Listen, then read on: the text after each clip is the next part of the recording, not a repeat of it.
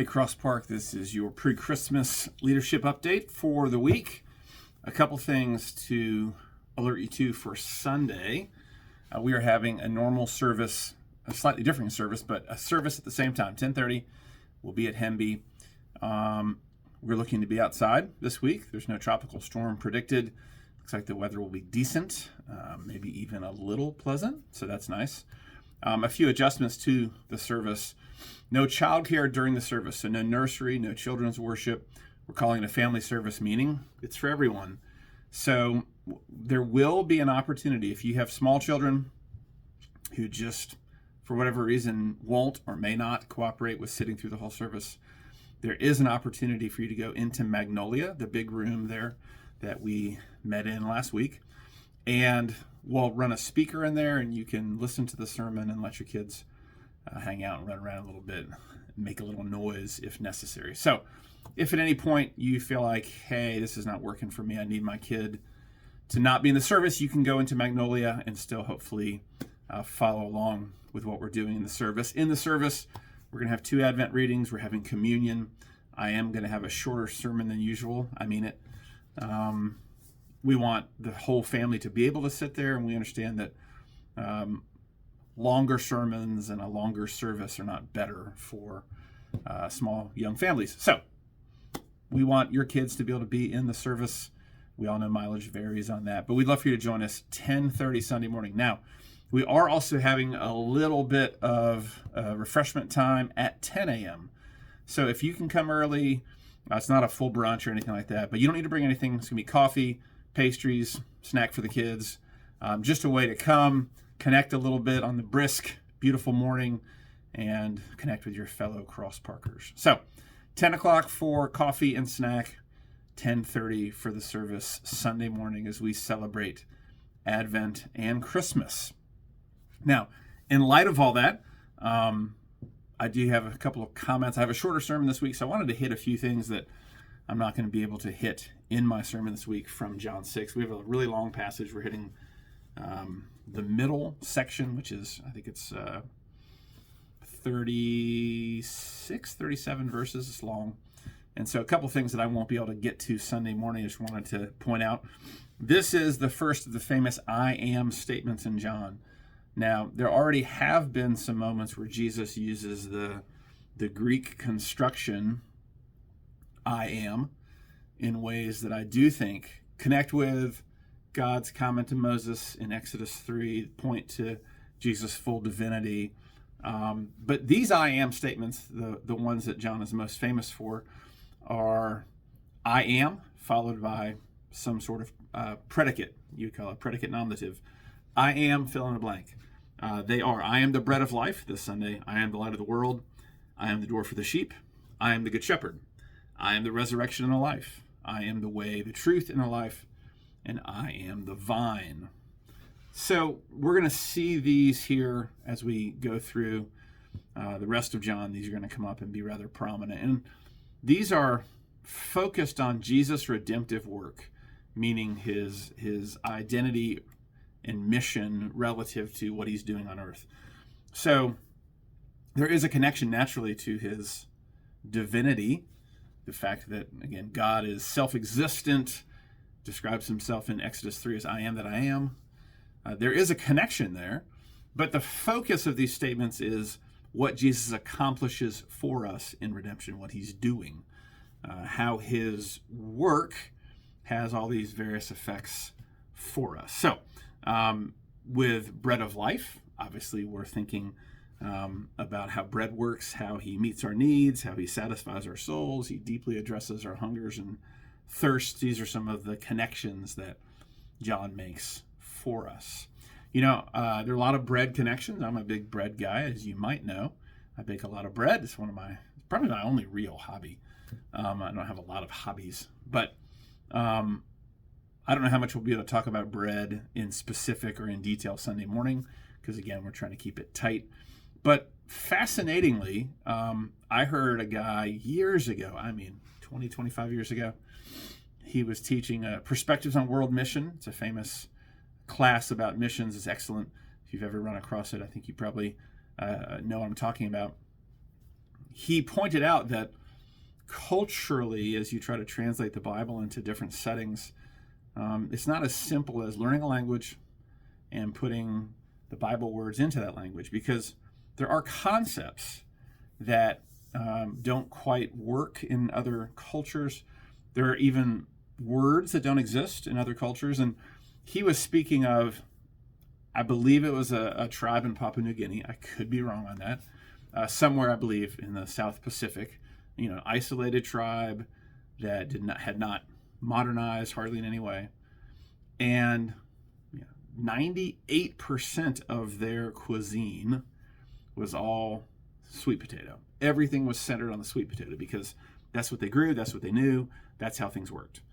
Everything, their ability to grow stuff, again, I don't know why they didn't eat other things. I don't know if nothing else would grow, but sweet potato was the thing. It was the center of their cuisine in a way that we can't imagine. We don't have anything quite like that. Now, historically, in lots of places, bread, particularly in the Middle East and in Europe and even in America, bread is it's a stand-in for the basics, right? When it's going to snow here, when it might snow, what do people go get? Bread and milk. When Jesus is talking about the bread of life, among other things that he means, there are lots of connections in the Bible for bread. Bread is a rather prominent and important metaphor. It's a source for metaphors, rather. But when Jesus says he's the bread of life, among other things, one of the main things he means, and I think it's going to be point 2 in our sermon this week, is that he's our sustenance, that he's the main stuff.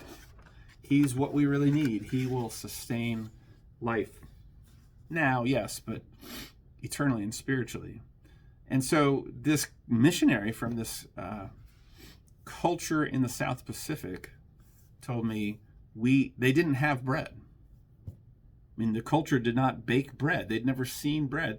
They had no idea what bread was. And so you always have to make a decision, right? Whether it's translating or even just explaining a concept, even just all in the same language. Do you keep the words as they are and explain their content? Or do you adjust the words in such a way as to make their content clearer? So you can take a complicated word, justification or sanctification. I can use those words and then define them. Or I could just choose to maybe not use the technical term and just tell you that justification is being made right with God. Sanctification is being made more like Jesus and growing in holiness. Okay.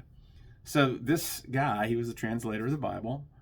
He realized there's no word for bread. There's no concept for bread. They don't know what it is. And he translated this passage, Jesus saying, I am the sweet potato of life. And I just thought that was fantastic. You can argue whether that's the best idea or not, best way to translate it. But they got it culturally. He's everything. He's sustenance. He is what you need. Without sweet potatoes, this culture would not have eaten. They would have died. But with sweet potatoes, they have everything they need for life and sustenance. And so that's what Jesus is offering to us when we talk about bread of life. Another big theme in John 6 that we're not going to talk about hardly at all Sunday morning is the sovereignty of God in salvation. It's really a beautiful theme throughout John, but particularly here in chapter 6. And 37 and 44 are sort of the big, obvious comments on God's sovereignty and salvation.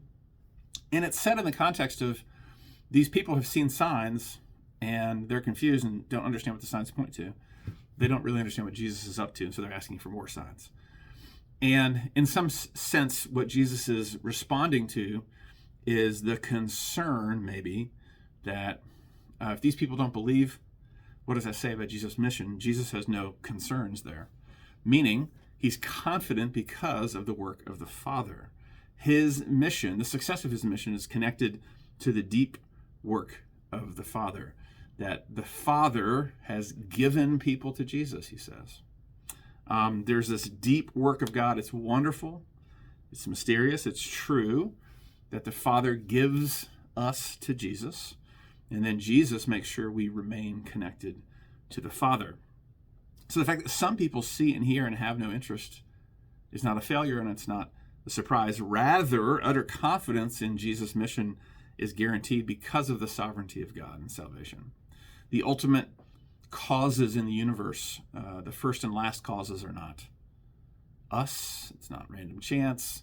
It's not the strength of our feelings or what choice we make today or at the moment of our death, right? That in a way that is mysterious but true and important, God is sovereign in salvation.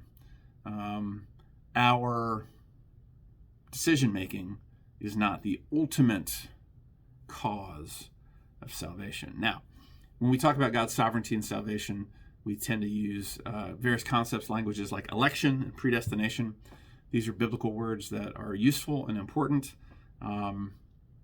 People feel awkward about them at times, in part because of caricatured understandings of what they might mean. They're Bible words, right? They're Bible ideas. So it doesn't make any sense to say, I don't believe in election or I don't believe in predestination. The Bible says that they're true. Now, it's a fair question to ask, what does the Bible mean by them? How do we define those words? What's the content that fills out those ideas? But the Bible gives us enough to be able to say lots of things. There's going to be mystery here. This is how, in a sense, the mind of God and the economy, the outworking of God's salvation plan, how it goes. We can't see every piece of that. We can't understand all of how that goes together. And yet the Bible gives us a lot of content. We know that God saves and rescues. We're dead in our sin. We need him to give us life. The work of God is ultimately prior to and above our ability to believe. And the Bible, and John in particular, present this reality not as something that mitigates or eliminates our need to believe. Oftentimes philosophers, whether vocational philosophers or any of us acting as lay philosophers, we think about the idea, the concept of predestination, and we present it like this. Well, if God decides anything, if God is the final cause in the universe, then our human responsibility is an illusion. It's meaningless. It's fate, right? Fate is a different thing than predestination historically. Theologically, it's different. Fate says God decides everything, and now whatever you do doesn't matter at all. Your responsibility, your actions are ultimately meaningless. They are an illusion. But the Bible very clearly is able to hold these things together in tension. The Bible is able to say God is sovereign, and human beings must believe, and that belief is not an illusion. Verse 44 and the following verses there further expands on these dynamics a bit, because it says, Jesus says, the Father draws us. The Father teaches us. The Father's at work through those things in a way that we actually believe.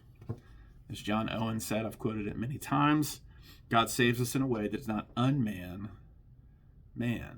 Right? That one of the standard objections to any sort of predestination discussion is that it makes us robots, it makes us meaningless, our efforts, our engagement is all an illusion. God is at work, truly, mysteriously, powerfully, and inexorably to draw people to himself. We cannot see all of what he does, but we can be confident of several things: that God is sovereign over these things in a way that I am not, and that my faith is not. My choice is not the final power in the universe as it relates to my salvation. God draws our hearts, and in so doing, he engages us. He doesn't simply zap us. He engages us, and he teaches us, and he draws us, and he brings us closer into a relationship with Jesus. And then Jesus says he's the one who raises us up, who keeps us connected to the Father. And we must truly believe. We'll talk more about that Sunday morning. The text is really clear. We must believe, and if we believe, we have eternal life. And this is all really good news. For us, we should have extreme confidence. The point, the pastoral and functional point of predestination is not to debate various possible philosophical or theological rabbit trails that we could run down. Instead, it's to have utter confidence in the power of God to rescue and save us. Okay, this has been a long video. I'm going to finish with a poem. Again, I read a poem to you a few weeks ago from John 1. This one is from John 6. And it's great. Let me read it to you. This is not my poem. This is one from a book I have. This loaf king, whom we would crown just for the crusts, insists on being living bread, granting life through his flesh and blood, on proving himself true manna sent from heaven for us. So this goes back into last week, right? Jesus feeds the 5,000. and they want to make him king. It says we would crown him just for the crusts. Oh, it's so great, right, to have our bellies filled, to have our needs met, to have something tasty, to find something wonderful and glorious. It draws our attention, and it draws our hearts, it draws our affections. And so the crowd, just like we, are willing to crown him just for the crusts, meaning we want to make him our king so he can keep using his power to give us what we want. But the loaf king insists on being living bread. He insists on not simply being a bakery. Again, I'm a bread guy. I love baking bread. I love giving people bread. I love eating bread. It's wonderful. It's delightful. It really is one of the delights of eating is really good bread. It's sustaining and it's simple, but it's delicious and filling. And Jesus insists on not simply providing physical bread, but on being living bread. That he grants life through his flesh and blood, meaning it's his sacrifice, it's our taking in of what he's done for us that changes everything. And thus, by his life and death and resurrection, he's proving to be true manna sent from heaven for us. He has come to give himself away to in the communion kind of language, in the Eucharistic language, he's come to break himself, right, and offer his body and blood to us.